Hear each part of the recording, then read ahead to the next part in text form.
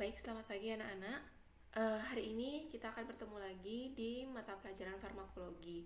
Jadi untuk hari ini Ibu akan membahas tentang soal UTS yang kemarin sudah Ibu berikan kepada anak-anak. Jadi dari satu kelas ada beberapa anak yang masih belum mengumpulkan. Ya, tidak apa-apa. Jadi yang sudah mengumpulkan Ibu ucapkan terima kasih. Dan hari ini kita akan bahas, ya.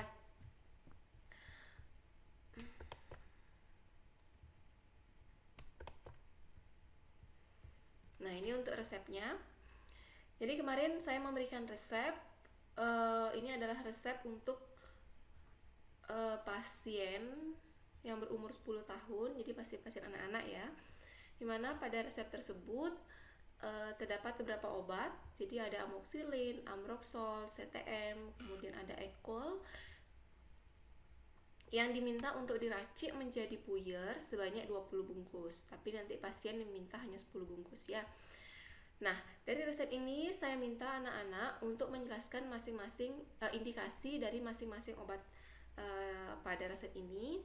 Kemudian melakukan perhitungan dosis. Kemudian menjelaskan cara pembuatan obat pada resep ini. Kemudian menjelaskan informasi yang harus disampaikan kepada pasien. Nah, sebagian besar yang anak-anak telah kerjakan kemarin, Ibu lihat sudah cukup baik. Mungkin ada perbaikan sedikit-sedikit saja, tapi Ibu lihat secara umum itu sudah cukup baik ya. Nah, untuk indikasi masing-masing obat, jadi kalian bisa mengambil sumbernya, baik itu dari MIM, kemudian dari ISO, atau dari PIO nasional juga bisa. Kalau memang kalian di rumah tidak punya MIMS atau ISO, kalian bisa cari secara online. Ada MIMS online, PIO online, kemudian ada sumbernya juga ISO online, itu sudah ada sekarang. Silakan kalian bisa cari di sana ya untuk indikasinya. Nah, kalaupun kalian tidak membuat semua ini juga boleh. Yang penting indikasinya itu sesuai dengan pustaka yang kalian gunakan. Jadi biasakan kalau kalian mengerjakan atau membuat cantuman, misalnya indikasi, kemudian efek samping, dosis, pemberian misalnya, itu cantumkan sumbernya dari mana ya. Yang ini amoxicillin, seperti yang kita tahu bahwa amoxicillin itu adalah golongan antibiotik. Jadi antibiotik ini amoxicillin ini kita gunakan untuk pengobatan infeksi bakteri yang peka terhadap amoxicillin. Ya, biasanya pada H. influenza, kemudian gonore, E. coli, pneumokoki, streptokoki, dan staphylokoki. Jadi beberapa infeksi bakteri yang dapat diobati dengan amoxicillin mulai dari infeksi gusi hingga saluran nafas. Kemudian dengan kata lain, amoxicillin ini adalah salah satu antibiotik yang bermanfaat jika digunakan kita dengan bijaksana ya. Jadi penggunaan antibiotik ini perlu diperhatikan sehingga pasien tidak mengalami resistensi antibiotika. Jadi tidak semua penyakit kita berikan antibiotik. Baik itu misalnya pasien mengalami influenza atau mengalami infeksi karena virus. Amoxicillin tidak digunakan untuk mengatasi infeksi pada virus, infeksi atau penyakit yang disebabkan karena virus. Kalau infeksi karena bakteri ya bisa digunakan amoxicillin. Tapi kalau karena virus, kemudian karena jamur, karena protozoa, itu tidak bisa kita berikan amoxicillin. Ya, jadi amoxicillin ini indikasinya untuk infeksi bakteri yang peka terhadap amoxicillin. Kemudian amroxol, seperti yang kita tahu, amroxol ini adalah indikasinya adalah sekrotolitik. Jadi dia pengencer dahak. Jadi dia digunakan untuk mempermudah pengeluaran dahak. Biasanya digunakan pada gangguan saluran nafas akut dan kronis, khususnya pada ekserbasi bronkitis kronis dan bronkitis asmatik dan asma bronkial. Jadi biasanya amroxol ini bisa kita berikan untuk membantu pengeluaran dahak pada pasien yang mengalami asma, bronkitis, atau mungkin pasien-pasien yang mengalami batuk berdahak. Untuk mempermudah pengeluaran dahak juga kita bisa berikan amroxol.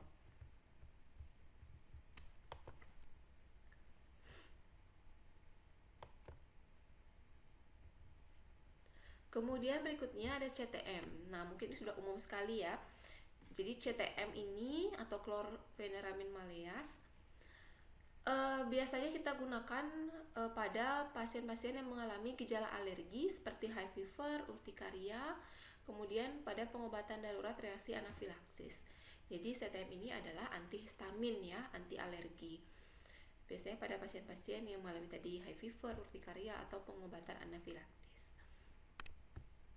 Kemudian kalau equal ini adalah bahan tambahan.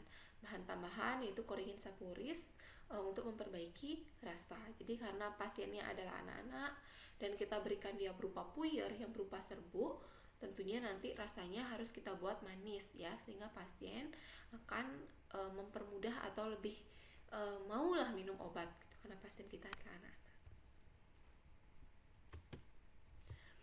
Nah, jadi kita bisa lihat ya, jadi tadi obat-obat yang terkandung pada puyer tadi atau resep tadi itu ada amoxicillin, amroxol, kemudian CTM, kemudian ada equal. Jadi kalau kita lihat indikasi masing-masing obat, secara farmakologi kita kesimpulannya kemungkinan pasien ini mengalami batuk berdahak karena alergi disertai oleh infeksi. Nah, jadi kita bisa, kalau istilah medisnya pasien ini mengalami ISPA atau infeksi saluran pernafasan atas. Ya. Kalau kita lihat dari masing-masing indikasi, kemungkinan pasien ini mengalami ISPA. Nah, kemudian kita tadi bisa dipahami ya, jadi indikasi masing-masing obat. Jadi kalau kalian mau mencari indikasi, kalian bisa carinya di sumber-sumber yang bisa dipercaya seperti MIM, ISO, PIO. Nah, itu bisa kalian cantumkan di sana sumbernya. Kemudian nanti kalian simpulkan kira-kira pasiennya itu mengalami apa. Nah, ini perhitungan dosis untuk masing-masing resep di atas. Saya rasa anak-anak juga pasti sudah bisa lah untuk menghitung dosis ya. Kalau sudah kelas 12 harusnya sudah bisa untuk menghitung dosis. Nah, jadi perhitungan dosis ini kita hanya lakukan untuk obat-obat yang kita ketahui dosis maksimumnya.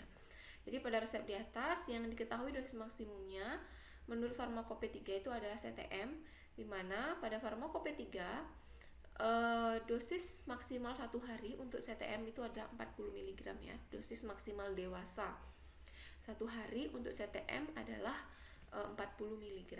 Jadi kita bisa menghitung dosis maksimal CTM untuk anak umur 10 tahun sesuai dengan resep di atas. Nah, ini perhitungannya.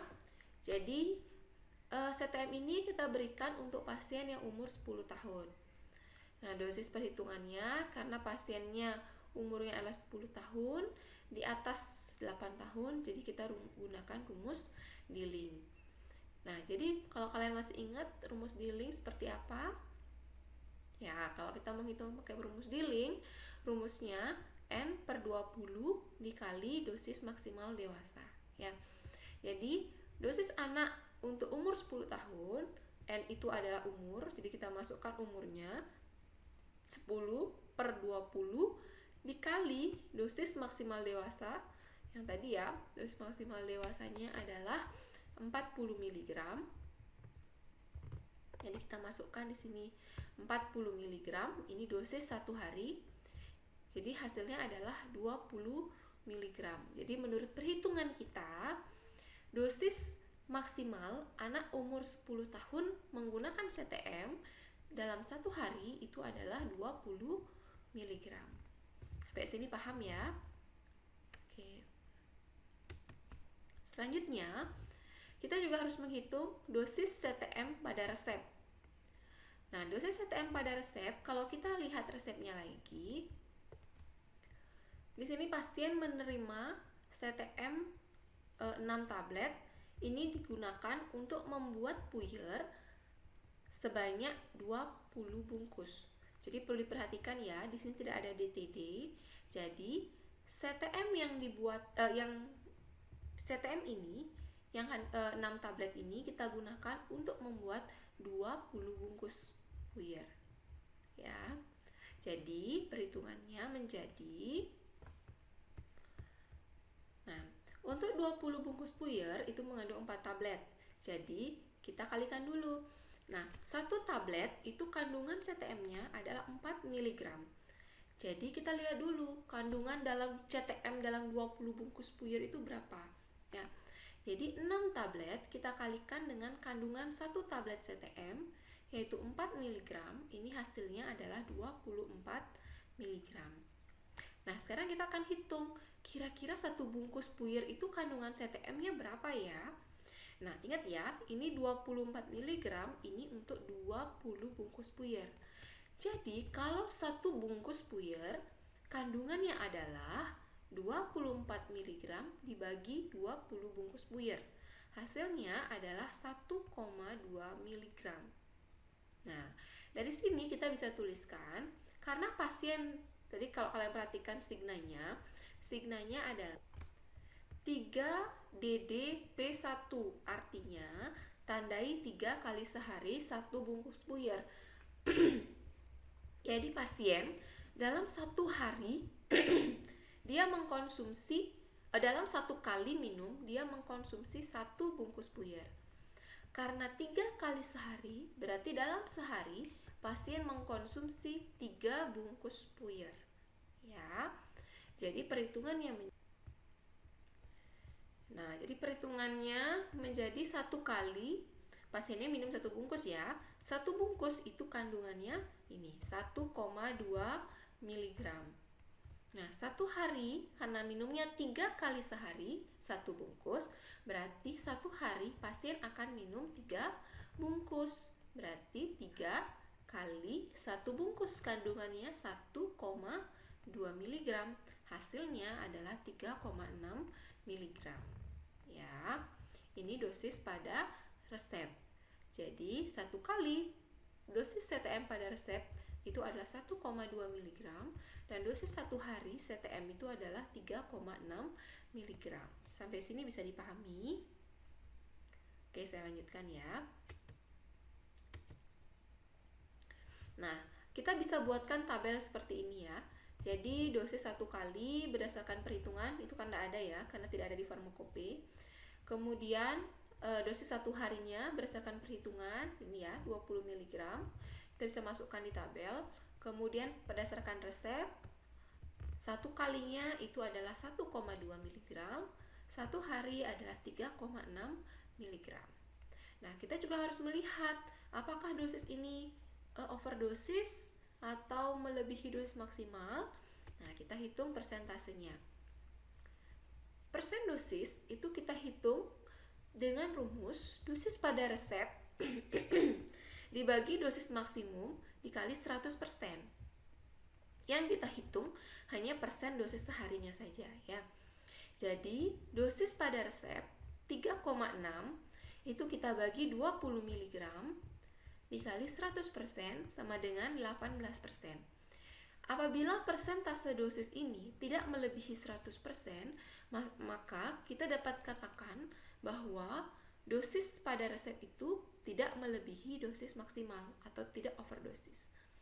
Namun, kita tidak bisa mengatakan bahwa dosis ini underdose karena kita tidak menghitung dosis minimalnya.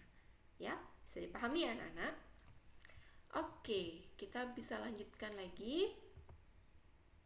Jadi bisa disimpulkan bahwa dosisnya tidak melebihi dosis maksimal.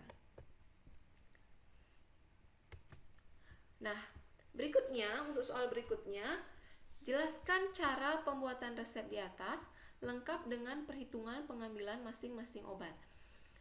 Nah, tadi pada resep itu bisa dilihat amoxicillin yang dibutuhkan, yang tercantum pada resep itu ada 5 tablet, kemudian ambroxolnya 10 tablet, CTM-nya 6 tablet, dan equalnya adalah 4 tablet, digunakan untuk membuat 20 bungkus puyer. Ya, karena tidak ada DTD ya. Nah, sekarang pasien hanya ingin 10 bungkus puyer saja, maka kita buat perhitungan seperti ini. Nah, 5 ini karena untuk membuat 20 bungkus puyer dibutuhkan amoxicillin 5 ya. 5 per 20 dikali 10 bungkus puyer yang diminta oleh pasien, ini hasilnya adalah 2,5 tablet. Nah, ambroxol itu adalah 10, karena di resep itu 10 untuk membuat 20 bungkus puyer dikali 10 bungkus puyer yang diminta oleh pasien. Hasilnya adalah 5 tablet. Kemudian CTM-nya 6, ini 6 sesuai dengan resep ya, untuk 20 bungkus puyer. Kemudian karena pasien meminta 10, berarti dikalikan 10, hasilnya adalah 3. Kemudian untuk equal-nya ini 4, di resep digunakan 4 tablet equal untuk membuat 20 bungkus puyer, tapi pasien meminta 10 bungkus, jadi dikali 10 bungkus, hasilnya adalah 2 tablet. Jadi kita bisa bikin tabel juga. Amoksilinnya 2,5, amroxolnya 5, CTM-nya 3, equalnya 2 tablet. Ini digunakan untuk membuat 10 bungkus puyer. Bisa dipahami ya? Ini hitung-hitungan yang rasanya anak-anak sudah bisa, karena sudah kelas 12 harusnya sudah bisa. Tapi mungkin kalau lupa, silahkan dilihat-lihat lagi, diulang-ulang lagi videonya, dipahami, karena ini salah satu bahan kalian untuk nanti ujian. Kalau mau akan ujian praktik kejuruan, ini harus kalian pahami. Oke, berikutnya untuk cara pembuatannya. Tadi pada resep diminta untuk kalian membuat serbuk terbagi ya. Seperti biasa, sebelum melaksanakan atau sebelum melakukan peracikan, kita siapkan dulu alat dan bahan. Jadi pertama disiapkan dulu alat dan bahan, kemudian digerus 1 tablet equal untuk melapisi pori-pori mortir. Jadi sebelum kalian mencampurkan atau memasukkan bahan-bahan atau tablet yang mengandung zat aktif, kalian harus melapisi dulu mortir kalian dengan menggunakan bahan tambahan. Nah, di sini bahan tambahannya itu adalah equal, sehingga tujuannya apa? Jadi agar zat aktif yang terdapat pada tablet-tablet tadi itu tidak masuk ke pori-pori mortir yang menyebabkan berkurangnya dosis dari masing-masing obat. Ya, sehingga pori-pori mortir ini terlapisi dengan equal. Nah, setelah menggerus 1 tablet equal, kita masukkan 3 tablet CTM ke dalam mortir, kemudian kita gerus hingga homogen. Oh iya, jadi perlu diperhatikan ketika kalian menambahkan tablet ke dalam mortir, kalian perlu memperhatikan prinsip dalam pembuatan sediaan pulveres. Jadi, kalian harus memasukkan bahan dengan bobot yang paling kecil terlebih dahulu, diikuti dengan bobot yang lebih besar. Ya, jadi tujuannya apa? Agar dicapai atau diperoleh tablet serbuk yang homogen. Nah, salah satu kriteria serbuk yang baik itu adalah harus homogen. Ya, jadi harus memasukkan serbuk dengan jumlah yang paling kecil terlebih dahulu. Nah, di resep tadi yang bobotnya paling kecil itu adalah CTM. Jadi masukkan 3 tablet CTM dulu, gerus hingga homogen, kemudian ditambahkan 5 tablet amroxol, itu digerus hingga homogen, kemudian ditambahkan 2,5 tablet amoksisilin, digerus hingga homogen. Oh ya, walaupun amroxol ini jumlahnya lebih banyak daripada amoksilin, tapi kalau kalian lihat tablet ukuran atau bobot tablet dari amroxol dan amoksilin, amroxol ini bobotnya yang lebih kecil dibandingkan dengan amoksisilin ya. Sehingga amroxol itu dimasukkan terlebih dahulu. Nah, setelah itu kita tambahkan sisa tablet equal, kita gerus hingga homogen ya. Selanjutnya, serbuk itu kita bagi menjadi 10 bagian secara visual. Nah, kalau misalnya serbuk itu tidak mengandung obat-obat golongan narkotika psikotropika, kita bagi secara visual. Jadi kita bisa lihat dari ketinggian masing-masing serbuk itu. Nah, itu bisa kita gunakan sebagai kriteria bahwa serbuk itu telah terbagi secara merata. Tapi kalau serbuk itu mengandung bahan-bahan yang kandungannya ada narkotika atau psikotropika, kita harus melakukan proses penimbangan satu persatu pada masing-masing serbuk sehingga bobotnya menjadi sama setiap bungkusnya. Kira-kira paham ya? Oke, karena serbuk kita tidak mengandung obat-obat golongan narkotika psikotropika, kita bisa bagi secara visual. Nah, Setelah dibagi, serbuk itu dibungkus, kemudian dimasukkan ke dalam klip plastik dan kita beri etiket putih serta label obat harus dihabiskan. Kenapa beri label obat harus dihabiskan? Ya karena obat tersebut mengandung golongan antibiotika, ada amoksilinnya, ya perlu diperhatikan. Jadi pasien harus mengkonsumsi obat ini sampai habis.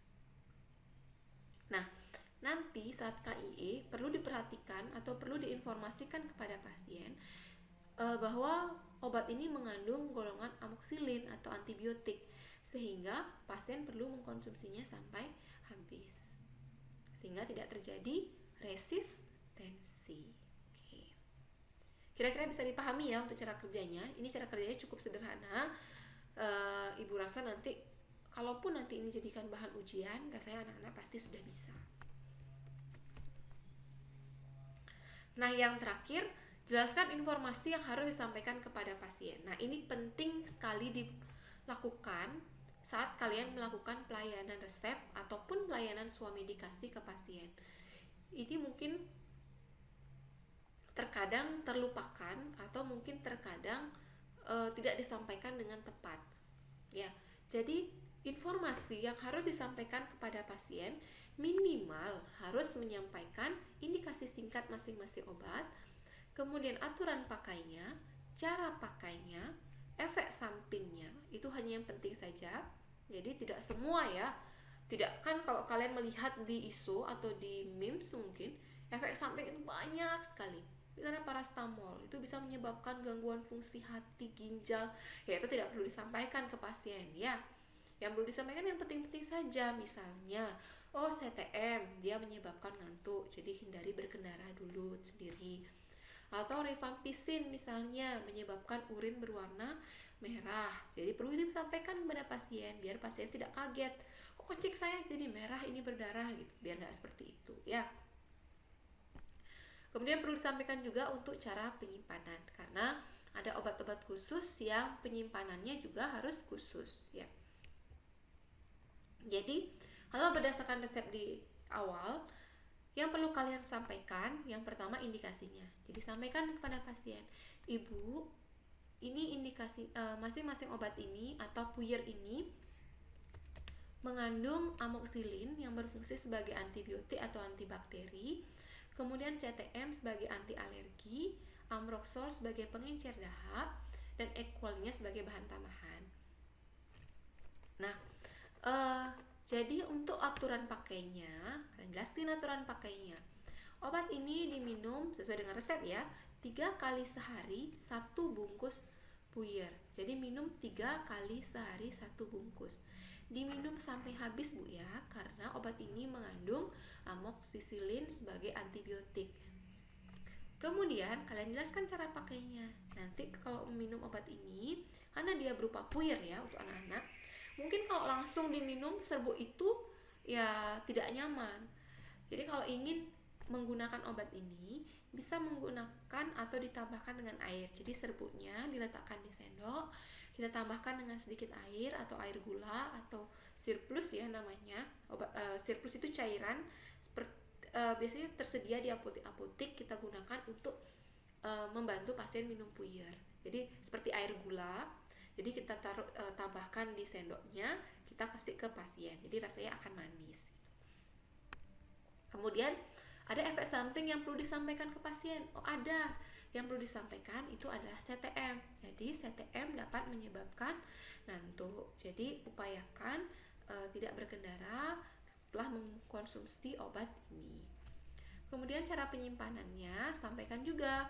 Serbuk, ingat ya, serbuk itu dia harus dalam kondisi kering, tidak boleh lembab atau di lemari pendingin. Nanti serbuknya jadi lengket, nempel, mengeras itu, atau malah lembab. Jadi sampaikan bahwa penyimpanannya serbuk ini harus disimpan pada suhu ruang.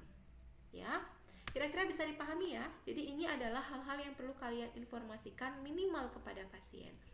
Indikasinya secara singkat, aturan pakainya, cara pakainya, efek samping, dan cara penyimpanannya. Ya, kira-kira bisa dipahami? Oke. Jadi Ibu harapkan penjelasan singkat ini bisa kalian terima, bisa kalian pahami. sehingga nanti apabila ada soal-soal seperti ini anak-anak bisa mengerjakannya dengan baik ya. Oke, untuk hari ini Ibu cukupkan sampai di sini. Mungkin kalian perlu mempersiapkan, akan ada UTS lagi hari ini, silakan dipersiapkan. Pertemuan selanjutnya nanti kita akan bahas lagi, melanjutkan tentang obat-obat sistem pernapasan ya. Oke, sampai di sini saja. Selamat pagi.